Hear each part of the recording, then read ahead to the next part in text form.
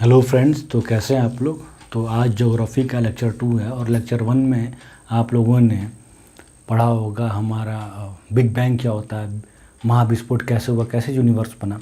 तो आज हम बात करते हैं गैलेक्सी के बारे में कि गैलेक्सी कैसे बना। तो यूनिवर्स कैसे बना, आपको पता है ये बिग बैंग हुआ, यानी कि एक बहुत बड़ा पिंड था। वो क्या था, ग्रह था, प्लैनेट था, कोई ब्लैक होल था, किसी को कुछ नहीं पता, साइंटिस्ट को उसके बारे में नहीं पता। उसके अंदर विस्फोट हुआ। विस्फोट होने के बाद क्या हुआ कि टेम्परेचर बहुत ज़्यादा बढ़ गया। क्यों बढ़ गया? क्योंकि उसमें से इलेक्ट्रॉन, प्रोटॉन, न्यूट्रॉन निकले। वो बहुत ज़्यादा हाईली चार्ज्ड थे, घूम रहे थे, काइनेटिक एनर्जी बहुत ज़्यादा थी, टेम्परेचर बहुत ज़्यादा बढ़ गया। फिर धीरे धीरे क्या हुआ, हमारे यूनिवर्स का एक्सपेंशन हुआ, यानी प्रसार हुआ। यानी जब कोई चीज़, गर्म चीज़ को फैला दिया जाए, जैसे गर्म चावल को फैला दिया जाए तो क्या होता है, धीरे धीरे चावल जल्दी ठंडा हो जाता है। तो उसी तरीके से जब हमारा यूनिवर्स फैल गया तो वो जल्दी से ठंडा हो गया। ठंडा कहाँ तक हुआ, उसका टेम्परेचर हो गया 4000 डिग्री सेल्सियस तक। जब 4000 डिग्री सेल्सियस टेम्परेचर हुआ तो इलेक्ट्रॉन, प्रोटॉन, न्यूट्रॉन जो घूम रहे थे, अब उनको क्या हुआ, एक दूसरे से जुड़ गए। जुड़ करके क्या बना दिए, एटम बना दिए। और जैसे ही एटम बना, सारे स्टार्स बने। और जैसे ही स्टार्स बने, उन्हीं स्टार से टूट करके प्लैनेट बने। समझ में आ गया? तो आपको कैसे स्टार बना, कैसे प्लैनेट बना, ये समझ में आ गया। अब देखिए गैलेक्सी क्या होती है। गैलेक्सी को हम लोग हिंदी में कहते हैं आकाशगंगा। अब आपको हिंदू धर्म कैसे विज्ञान से रिलेटेड है, हिंदू धर्म में कही गई बातें कैसे हमारे विज्ञान आज उन्हीं बातों को साबित कर रहा है, प्रूफ कर रहा है, वो मैं आपको आगे वीडियो में बताऊंगा। तो अब देखिए क्या होता है गैलेक्सी, आकाशगंगा। ठीक, तो क्या होती है, अब देखिए जब बहुत सारे स्टार एक निश्चित पैटर्न के तहत, यानी कि एक निश्चित पैटर्न के तहत जब बहुत सारे स्टार एक साथ रहने लगते हैं तो उनको क्या कहते हैं, गैलेक्सी कहते हैं। निश्चित पैटर्न क्या होता है, जितनी भी गैलेक्सी होती हैं, यानी जितनी भी आकाशगंगाएं होती हैं, उनके 3 या 4 स्पायरल आर्म होते हैं। स्पायरल आर्म का मतलब, स्पायरल का मतलब आप लोग समझते होंगे, ये जो होता है ऐसे, इसको हम स्पायरल कहते हैं। ये ठीक, यानी कि आप लोगों ने स्पायरल बाइंडिंग वाली कॉपी देखी होगी, ऐसे ऐसे ऐसे ऐसे हेलिकल फॉर्म में, तो उसको स्पायरल कहते हैं। तो एक ऐसा निश्चित पैटर्न, एक स्पायरल पैटर्न में जब सारे ग्रह रहने लगते हैं तो उसको कहते हैं गैलेक्सी। ठीक, यानी सारे स्टार, सारे ग्रह एक पैटर्न के में फॉलो करते हैं, एक स्पायरल पैटर्न फॉलो करते हैं, तो उसको गैलेक्सी कहते हैं।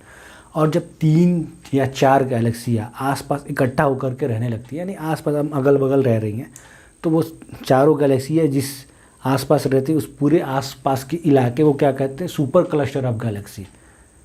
ठीक, तो हमारे जो सुपर क्लस्टर है उसके अंदर 3 गैलेक्सी हैं। कौन कौन सी गैलेक्सी हैं? एंड्रोमेडा गैलेक्सी, मिल्की वे गैलेक्सी, और तीसरी गैलेक्सी क्या है, तीसरी गैलेक्सी है M33 गैलेक्सी।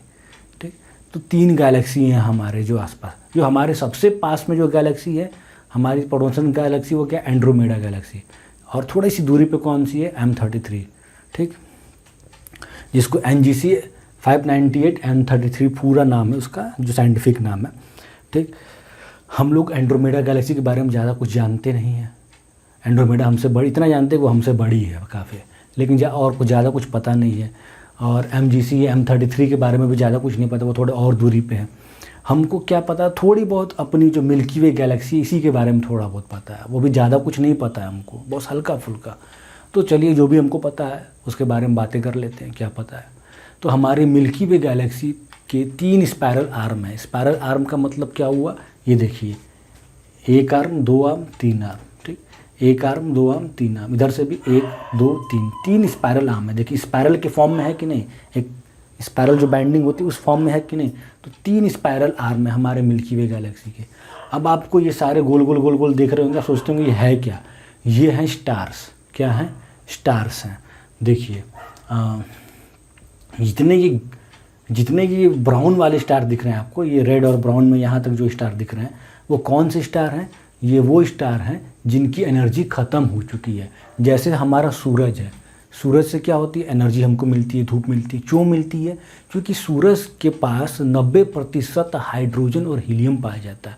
हाइड्रोजन और हीलियम गैस होता है जो सूरज के अंदर पाया जाता है। सूरज गैस से बना है, समझ रहे हैं। अब 2 हाइड्रोजन जब मिलता है आपस में तो एक हीलियम बना देता है। ठीक, वैसे ये 3 या 4 चरणों में होती है, ड्यूटेरियम बनता है, लेकिन आपको उतना डीप में नहीं जाना, आप फिजिक्स की स्टूडेंट नहीं हैं। तो आपको नॉर्मली इतना जानना है कि जब दो हाइड्रोजन आपस में मिलता है तो क्या बनता है, एक हीलियम बनता है, और साथ ही साथ खूब ज़्यादा एनर्जी निकलती है। तो वही एनर्जी धूप बन के हमारे धरती तक आती है। लेकिन हाइड्रोजन कितने होंगे, लिमिटेड होंगे, एक नंबर, एक संख्या निश्चित होगी। जब वो सारे हाइड्रोजन हीलियम में कन्वर्ट हो जाएंगे, सारे हाइड्रोजन ख़त्म हो जाएंगे, तो अब क्या होगा, वो स्टार, अब वो स्टार ब्लास्ट कर जाएगा। अगर वो सूरज से 20 गुना बड़ा है तब वो सुपरनोवा बनेगा, और सुपरनोवा बनने के बाद क्या बन जाएगा, वो ब्लैक होल बन जाएगा। अगर वो सूरज से 20 गुना बड़ा नहीं है, ठीक है, सूरज के बराबर या सूरज से छोटा स्टार है, तो क्या बन जाएगा, वाइट ड्वार्फ बन जाएगा, छोटा बोना। वाइट ड्वार्फ क्या होता है, जब सूरज भी वाइट ड्वार्फ बनेगा। क्यों बनेगा, क्योंकि सूरज की साइज उतनी बड़ी नहीं है कि वो क्या बन सके, ब्लैक होल बन सके। क्यों ऐसा होता है कि साइज ही क्यों मैटर करता है ब्लैक होल बनने के लिए या वाइट ड्वार्फ बनने के लिए? क्यों, क्योंकि जितना बड़ा स्टार रहेगा या जितना बड़ा प्लैनेट रहेगा उसके अंदर उतना ज़्यादा गुरुत्वाकर्षण बल रहेगा। जैसे हमारी धरती एक बड़ी है, ठीक है, ठीक ठाक बड़ी है, और इसका गुरुत्वाकर्षण बल इतना है कि ये यहाँ की धरती के अंदर जो गैस पाए जाते हैं, ऑक्सीजन हो गया, कार्बन डाइऑक्साइड हो गया, हाइड्रोजन हो गया, हीलियम, जो भी गैस पाए जाते हैं सबको खींच के अपने पास रखती है। यानी कि धरती का अपना एक एटमॉस्फेयर, एक वायुमंडल है। उस वायुमंडल को धरती अपने गुरुत्वाकर्षण बल से खींच के रखती है। उसी की वजह से हम लोग ऑक्सीजन को खींच के धरती रखी है तो हम लोग सांस ले पाते हैं। अगर गुरुत्वाकर्षण बल नहीं रहता या धरती की साइज और थोड़ा छोटा रहता, ठीक, तो धरती के अंदर उतना गुरुत्वाकर्षण बल नहीं होता। यानी कि साइज जितना ज़्यादा बड़ा रहेगा आदमी के अंदर उतना ज़्यादा ताकत रहेगी। ये मसल साइज जितना बड़ा रहेगा उतना ज़्यादा आपके अंदर ताकत रहेगी, ठीक, आपको किसी चीज़ को खींचने की। अब सूरज का, अब देखिए चाँद का है, चाँद के बारे में बात कर लेते हैं। चाँद का साइज उतना बड़ा नहीं है, ठीक, तो उसके अंदर गुरुत्वाकर्षण बल भी उतना नहीं है, इसलिए वो अपने आसपास जो गैस हैं, ऑक्सीजन वगैरह है, कार्बन नाइट्रोजन वगैरह है, कार्बन डाइऑक्साइड है, उनको खींच के रख ही नहीं पाता है, नहीं रख पाता। इसकी वजह से वहाँ पे एटमॉस्फेयर नहीं, उस वजह से वहाँ पे कोई सांस नहीं ले पाता, इसलिए वहाँ पे ज़िंदगी नहीं है। तो जब सूरज का साइज बहुत बड़ा होगा तब वो खींच करके, उसके अंदर गुरुत्वाकर्षण बल भी उतना ही ज़्यादा होगा, खींच करके गुरुत्वाकर्षण बल क्या करेगा, उसको खींच लेगा, उस पूरे सूरज को अपने में सिकुड़ लेगा। उसके केंद्र में गुरुत्वाकर्षण बल रहेगा, उसका केंद्र क्या करेगा, उसके बाहर का जो सतह है उसको खींच करके अपने में समा लेगा, और समा लेगा तो और उसका गुरुत्वाकर्षण बल क्या हो जाएगा, बढ़ जाएगा। तो लेकिन अगर वो 20 गुना बड़ा रहता तो इतना गुरुत्वाकर्षण बल बढ़ जाता उसका कि वो ब्लैक होल बन जाता, और दूसरे ग्रह, नक्षत्र, तारे जो भी उसके आसपास रहता सबको खींच लेता अपने में। इवन ये भी कहते हैं कि उसके अंदर, ब्लैक होल के अंदर इतना ज़्यादा गुरुत्वाकर्षण, तगड़ा गुरुत्वाकर्षण बल रहता है कि जो लाइट रहती है, जैसे बल्ब जल रहा है, ठीक है, जैसे ही आप बल्ब ऑफ करेंगे उसका जो लाइट निकला तुरंत अंतरिक्ष में भाग जाएगा, आपको दिखेगा भी नहीं, ठीक। तो क्योंकि धरती का गुरुत्वाकर्षण बल उसको खींच नहीं पाता लाइट को, लेकिन ब्लैक होल का गुरुत्वाकर्षण बल इतना तगड़ा होता है कि लाइट को अपने में खींच लेता है। तो आपको ब्लैक होल समझ में आएगा। ब्लैक होल का एक अलग से लेक्चर लेंगे तो आपको उसमें पूरा अच्छे से समझाएंगे कि ब्लैक होल होता क्या है। फिलहाल हम इस टॉपिक पे आते हैं। तो ये सारे जितने भी तारे हैं, आपको रेड में जो दिख रहे हैं, इनकी एनर्जी ख़त्म हो चुकी है, अब ये बुढ़ा गए हैं, बुढ़ापे में जा रहे हैं, और ये खसकते खसकते खसकते खसकते, ये जो बीच में आपको ब्लैक कलर का दिख रहा है ये हिस्सा, ये हिस्सा जो ब्लैक कलर में, ये जो हिस्सा है जिसकी मैं बात कर रहा हूँ, ये ब्लैक होल है, और इसी में सारा समा जाएगा। समझ में आ रहा है? उसके बाद ये हमारा सूरज है, ये भी खसक रहा है। अब ये जो ग्रीन कलर में आपको दिख रहा है, ये सारा, ये ग्रीन कलर में जितने आपको दिख रहे हैं, ये ग्रीन कलर वाले क्या हैं, ये ग्रीन कलर वाले वो तारे हैं जिनके अंदर अभी एनर्जी बचा, जवान है, पूरा एनर्जी, ताकत भरपूर, दम, मर्दानी, जोश, ताजगी, सब कुछ इनके अंदर है।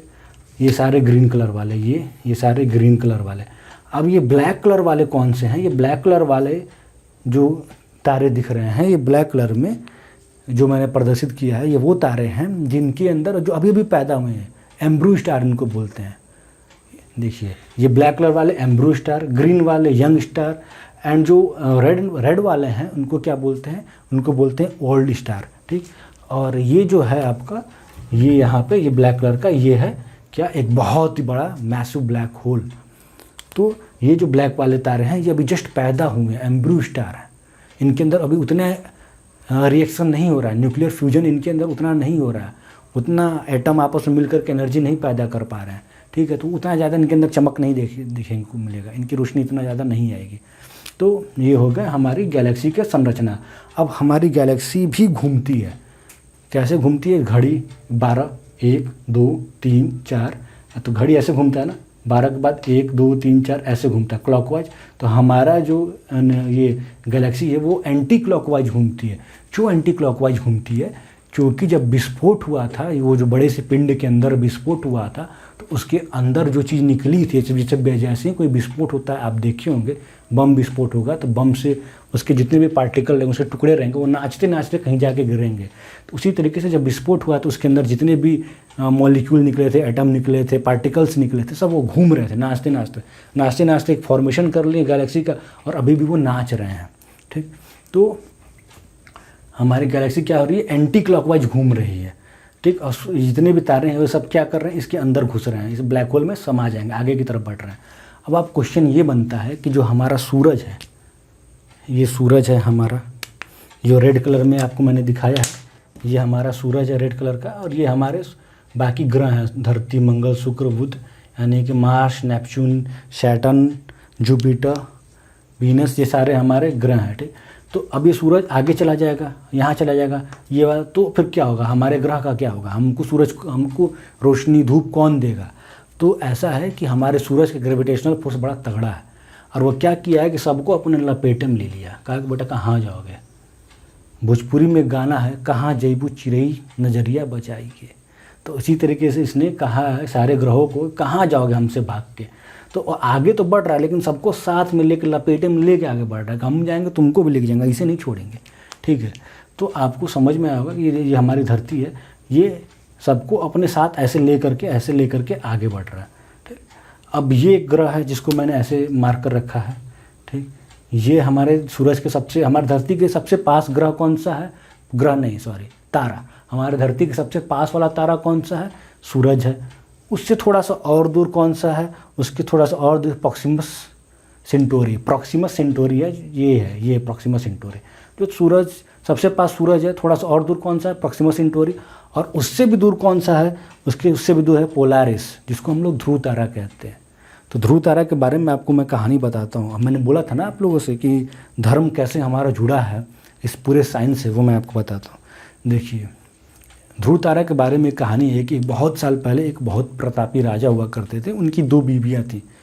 तो उनकी जो बड़ी बीवी थी, उनसे एक बच्चा हुआ जिनका नाम था ध्रुव। ठीक, अब वो जो ध्रुव हैं, जो हमारे ध्रुव हैं, वो अपने पिता का अटेंशन यानी उनका प्यार पाना चाहते थे। लेकिन उनकी जो सौतेली माँ थी, वो नहीं चाहती थी कि वो जो बेटा है उनका, वो जो राजा थे, वो अपने पिता के ज़्यादा करीब हो जाए। अगर वो ज़्यादा करीब होंगे तो क्या होगा? पिता सारा राजपाट उनके नाम कर देंगे, इसलिए वो नहीं चाहती थी। तो उसकी वजह से वो बहुत दुखी थे, जो ध्रुव थे बहुत दुखी थी।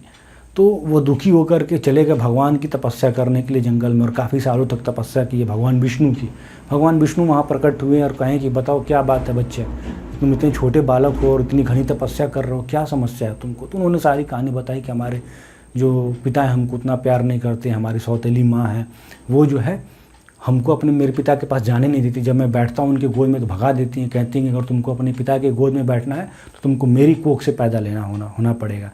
तो इस तरीके की बातें वो हमसे बोलती हैं। तो भगवान विष्णु कहें कोई बात नहीं, तुमको अपने पिता के गोद में बैठने नहीं दिए ना, कोई बात नहीं, हम तुमको दुनिया का सबसे बड़ा स्थान देते हैं। तो उन्होंने एक ध्रुव तारा नाम दिया कि वो जो तारा वही तुम्हारा स्थान है। तो वो ध्रुव तारा बन गया। अब यहाँ पर साइंस समझिए, हमने हमारे हिंदू धर्म में हर बात को एक कहानी के फॉर्म में बताया गया है ताकि लोगों को आसानी से याद रहे। लेकिन हमारी गलती क्या है? हमारे जो टीवी सीरियल वाले हैं उन लोगों ने भी बहुत गलती की, सिंह वाला राक्षस दिखा दिया, यहाँ काला पोत दिया, वहाँ काला पोत दिया। तो हमारी गलती क्या है कि हमने कहानी को तो सुन लिया मनोरंजन के तौर पे, लेकिन उसके पीछे छुपा हुआ जो मतलब था, मैसेज था, जो संदेश था, वो नहीं हम समझ पाए। अब देखिए, ध्रुव नाम से क्या होता है? ध्रुव किसको बोलते हैं इंग्लिश में? पोल को ध्रुव बोलते हैं, यानी नॉर्थ पोल और साउथ पोल। हमारी धरती है, अगर ये देखिए, ये मान लीजिए ये हमारी धरती है, तो ये जो हिस्सा हुआ ये नॉर्थ पोल हुआ और ये जो हिस्सा हुआ ये साउथ पोल हुआ। ठीक, तो ध्रुव का मतलब होता है पोल।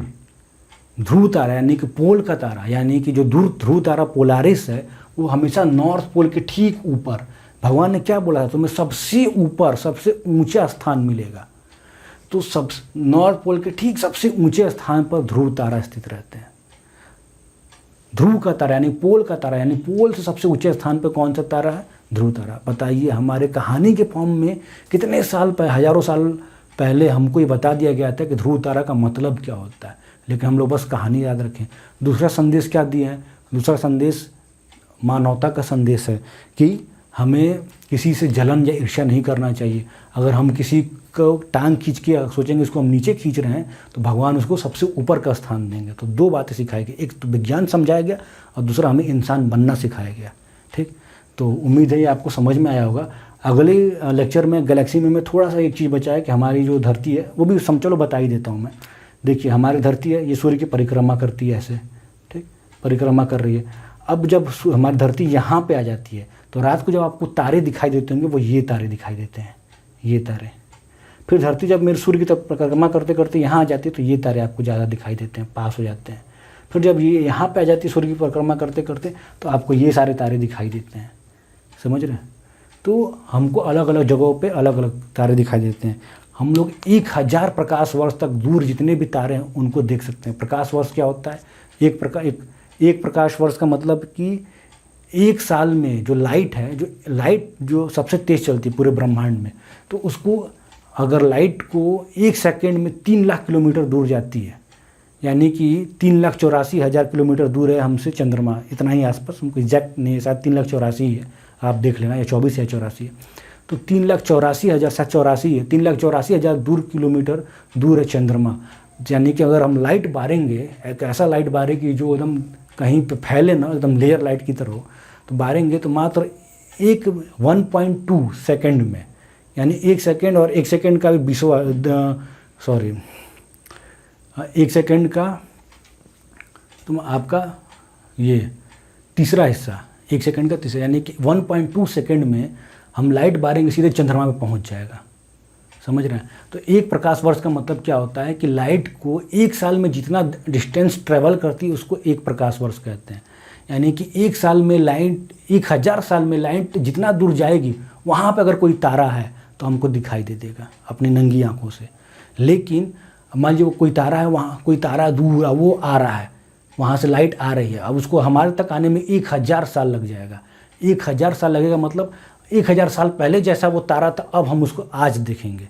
हम एकदम फ्रेश नहीं देख रहे हैं, वो 1000 साल पहले जैसा था उसको हम आज देख रहे हैं, आज से ठीक 1000 साल पहले। तो उम्मीद है आपको प्रकाश वर्ष समझ में आ गया।